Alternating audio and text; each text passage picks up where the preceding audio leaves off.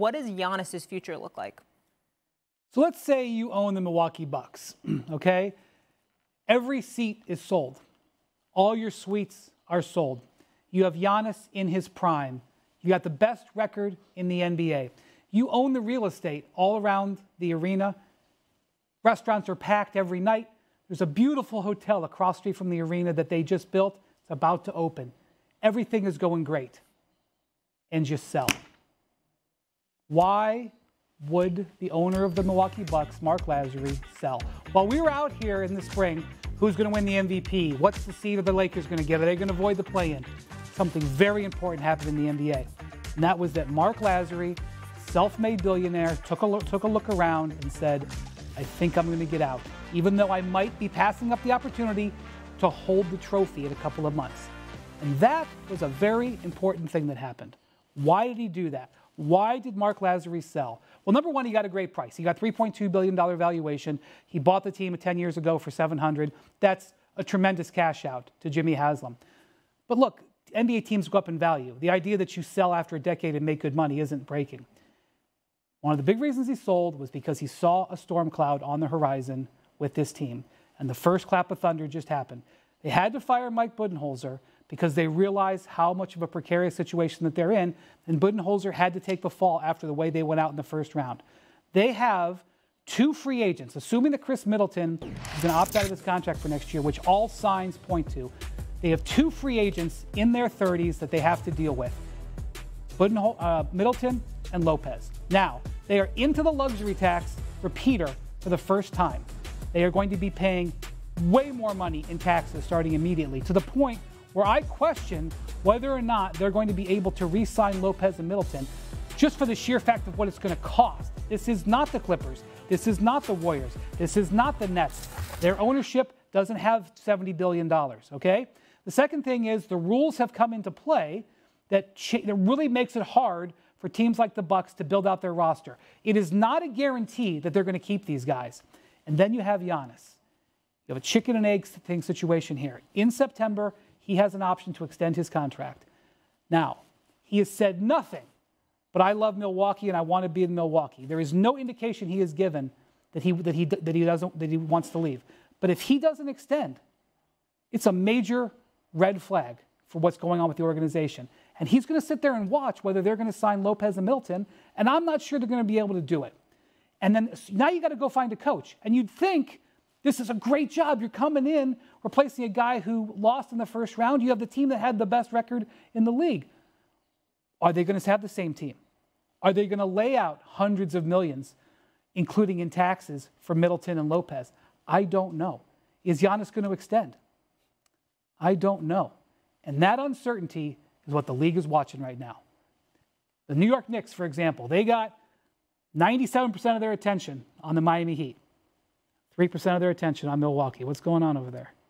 What's going on over there? And now, I was in Cleveland with LeBron James. LeBron James was a non-renewable resource for Cleveland. When he walks out the door, he's not coming back. In Milwaukee, Giannis Antetokounmpo is a non-renewable resource.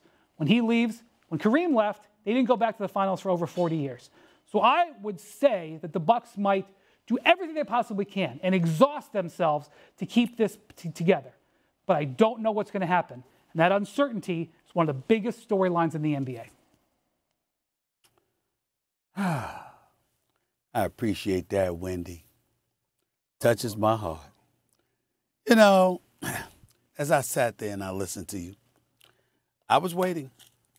I knew that you was going to break it down. I appreciate that. You know, covering the NBA, I knew where you were going. But I was waiting, Wendy. I was waiting for you to bring up my New York Knicks. Because you see, after, not this summer, but as of next summer, Big Perk, Wendy, the New York Knicks are in a position to trim $60 million off of their cap. They'll have enough money. Now, obviously, Giannis would be locked in, and obviously it would involve a trade. And we all know that the Milwaukee Bucks will still have his rights because I think Giannis got 2 years into the player option, 3 years from now. But I think it's important to point out that the world that we're living in, when the stars want out, they find a way to get out. And so I think about Giannis, and I think about being in Milwaukee, Wisconsin, a fabulous city, by the way. But it's interesting that we talk about this because as I look at the Milwaukee franchise, especially how they folded, we're thinking about Budenholzer. Most regular season wins, most postseason wins.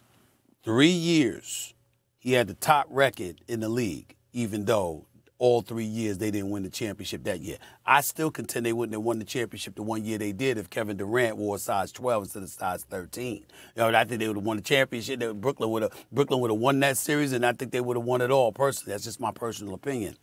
But as I look at that landscape and I pay attention to that, the New York Knicks, if you're Giannis, don't you see these commercials now with Giannis? You see Giannis doing little commercials? Then he got to go back to Milwaukee. And instead of playing in Tinseltown or playing in the Big Apple, playing in the Mecca, or playing in a major market or what have you, he got to be in Milwaukee, Wisconsin. Drew Holiday was his teammate, obviously did an exceptional job this regular season, then ran into Jimmy Buckets, and it was a different animal. Chris Middleton hasn't looked the same since his injury. Brook Lopez looked really damn good during the regular season, and then came playoff time, he looked as slow as a snail, even though he had one game where he dropped 36 points. And I don't understand how Budenholzer didn't have it in the game on that game in Milwaukee when Jimmy Buckets sit up there and pushed off and put in that game-time basket. Would Kyrie Irving and Kevin Durant be gone if they had decided to wear a Knicks uniform instead of Brooklyn? Because when you consider the brand that is the Knicks and the money that comes with it, the success, what you're able to benefit from, there's no question that if you're Giannis, you're thinking about that. And if it ain't L.A., it's New York. I don't rule out the possibility of Giannis wanting to come to New York at all. So, Wendy, thank you for that. It made my day. It truly has. Well, I don't know why. I don't know why, because I 100% disagree with both you and Wendy. Giannis is not going a damn place, and Giannis is built different. And also, Giannis is eye candy. It's two players in the league that I strongly believe that when you look around the league, a lot of players, superstars and stars, would love to go play with these two guys. Number one, Steph Curry. Number two, Giannis Antetokounmpo. So I know they got a big, tall task at hand for signing Brook Lopez and Chris Middleton. And if I had to choose between the two, which one I'm going to keep, I'm actually going to keep Brook Lopez. Chris Middleton looks old right now, and I love me some money-making Middleton. But another thing I want to harp on, when I look at guys, especially the European players and the foreign players, they always stay loyal to their organization. When I look at guys like Tim Duncan and Dirk Nowitzki, they was there for the long haul. When I look at guys across the league and I look at guys forcing their way out, it's not the European players that are forcing their way out. And Giannis has shown us that he is there to stick it through. The team that drafted him, they have a new arena. We was there 2 years ago for the finals. They're building up the city downtown, adding more stuff. Now, I know it's not New York, and I get it. It's not L.A., but I don't believe that Giannis is going anywhere. And I think it's simple that he can sign the extension in September, and we won't talk about it again. I understand, but we're talking about it now, Wendy. We're talking about it now, okay? And then on top of that, let's not act like the firing of Mike Budenholzer, like Giannis didn't know a damn thing about it. I'm not saying that to do with it. No question. Okay, cool. So he's in for the long haul, meaning right now he's going to be there for a hire. And I'm going to throw this out there. If I'm Ty Lue and I'm looking at the Milwaukee Bucks, I'd want out of the Clippers. And I'm evaluating my situation with Kawhi Leonard and Paul George, I want to get over there with Giannis Antetokounmpo and Drew Holiday. Yeah. I would love to get over there. And if I'm the Milwaukee Bucks, I would love to have Ty Lue. But I think Giannis would be a Milwaukee. Is he signing the extension? I think Giannis Antetokounmpo will be a Milwaukee Bucks for life. And I believe based on this offseason and the moves that they make, the coach that they hire will determine whether or not he signed the extension in September. You know who wasn't sure about it? The owner of the team. And that's why he sold, because he's not sure.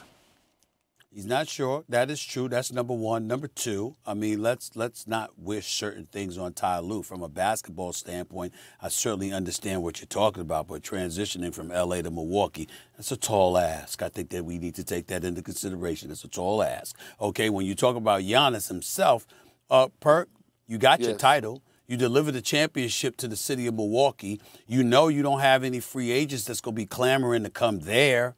Why not? You got to take all of the...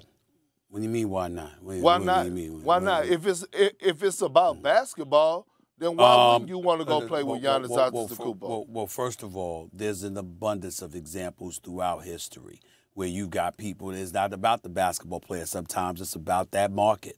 You know that. I know that. Stop acting like you don't know that. Everybody ain't going to be clamoring to come to Milwaukee. No disrespect to the city of Milwaukee. But everybody ain't going to be clamoring to come to Milwaukee. Giannis has had to take all of that into consideration as he looks at his future. He may not be looking to leave tomorrow, next season, or anything like that. But you're talking about after next season or within the next 2 years, I wouldn't rule that out. Well, what's the difference between Milwaukee and Cleveland? Donovan Mitchell he didn't have no complaints about going to Cleveland. He got traded.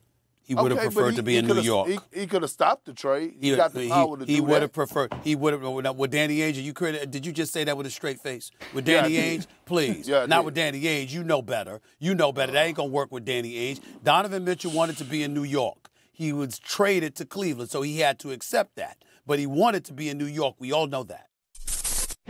Thanks for watching ESPN on YouTube. For live streaming, sports, and premium content, subscribe to ESPN+.